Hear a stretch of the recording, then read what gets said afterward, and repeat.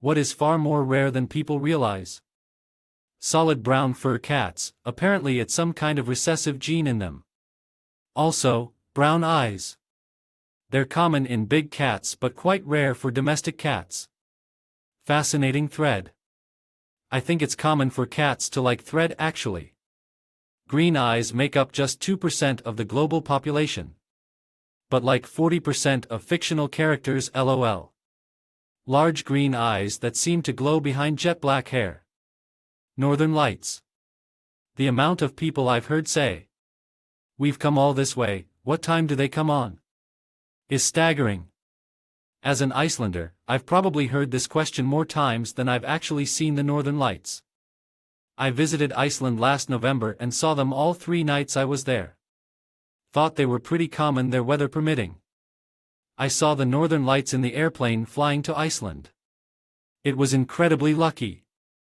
People who remain friends with you once you leave school. You also find out who your real friends are when you leave a job.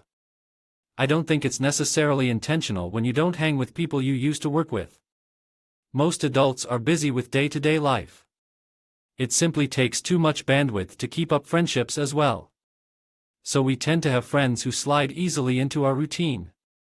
Once you don't work together and see each other all week, it's just too hard to maintain. It's not a personal knock on either person. Agreed, I've come to accept that most friendships in life are seasonal. They happen because you work together, live near each other, kids go to the same daycare, etc. Once that thing that brings you together goes away, the friendship generally does, too. Stranger rape. Unfortunately, sexual assault is all too common, but the vast majority of it happens in a social context, date rape. The kind where some maniac is hiding in an alley or a bush and jumps out to grab a total stranger is actually far less common. People say, carry your keys sticking through your fingers, or the police should increase foot patrols. But those are a distraction from the much larger problem, which will not be solved that way. I think it's because people want to try to blame the unacceptably high incidence of sexual assault on evil weirdos, rather than admitting it's a societal problem with the society that we are a part of. What is most disturbing is the number of rapes committed by family members.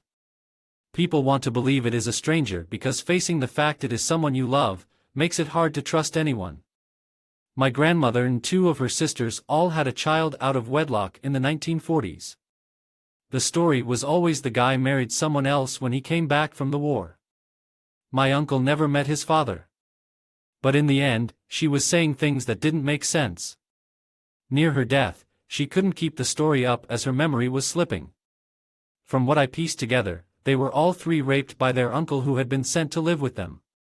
Their dad's younger brother. After all 3 were pregnant, their dad threw him out and never spoke to him again. I was able to piece out the story as the uncle's son had bits and pieces too. Heartbreaking and sad. Raped by someone they should have been able to trust. Too common. Stranger rapes are rare. Serial killers.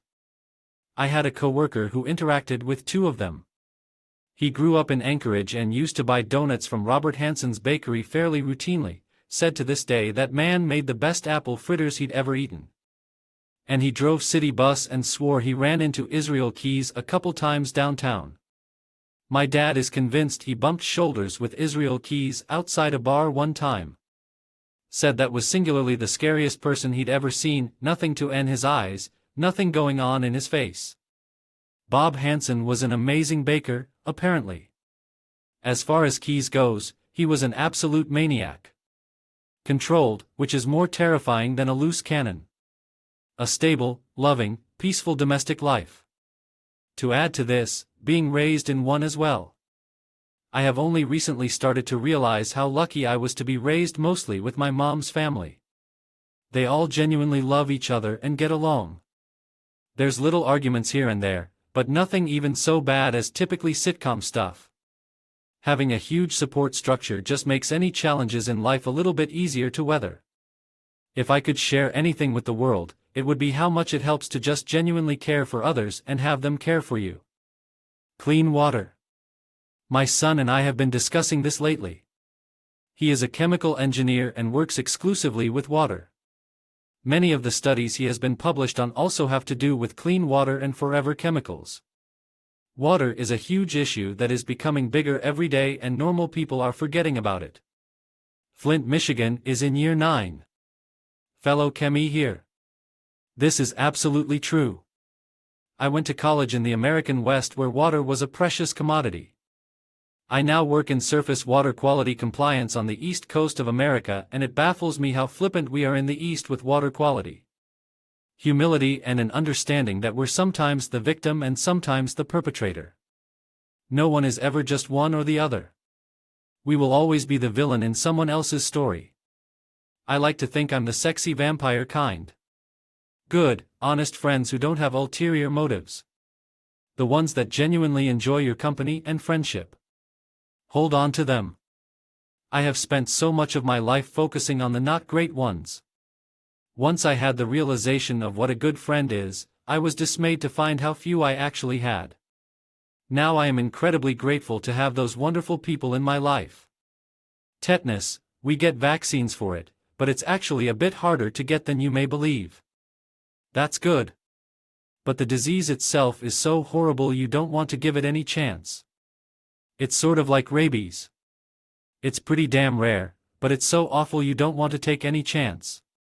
Tetanus has tolerable remission rate in treatment, not great though. They pump you up with 3 to 4 kind of muscle relaxants. Rabies just kills you once you have developed any symptom. Critical thinking skills. Yes. And most people think that having this is to be able to criticize something, e.g., well, that sounds stupid, 73% is not that much, so that the idea is just to be resistant to information.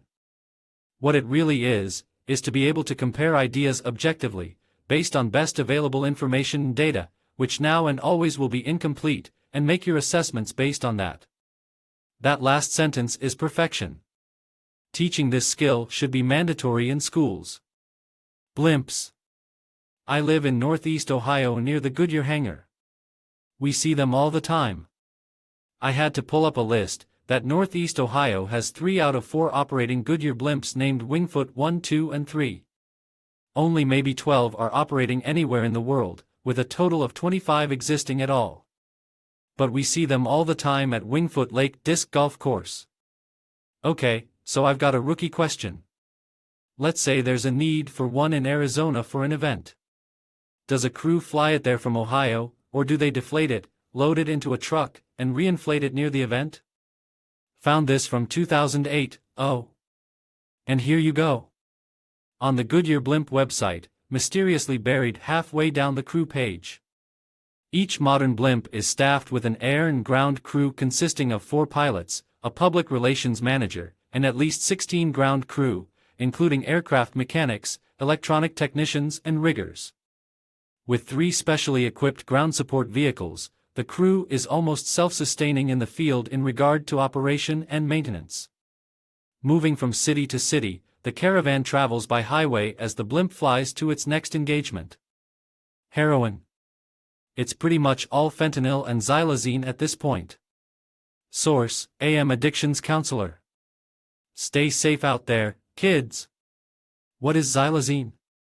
Thank you for the work you do. It's a horse tranquilizer. Never intended for human use. It is doing terrible things to people right now. As OP said, everyone stay safe out here. Having loving and supportive parents and a good home life growing up. I think this stereotype is pushed a lot by Hollywood and TV because writers tend to be people whose creativity was nurtured by their supportive parents and they write what they know. It's why almost every family on TV lives in a picturesque suburbia, maybe with a pool, 2 loving parents and a comfortable life. Interesting take that kinda correlates to what I think meeting a lot of people in the music scene who have actually had some level of success. There's always supportive parents behind it. My parents would only support things they approved of and my style was too far out for them.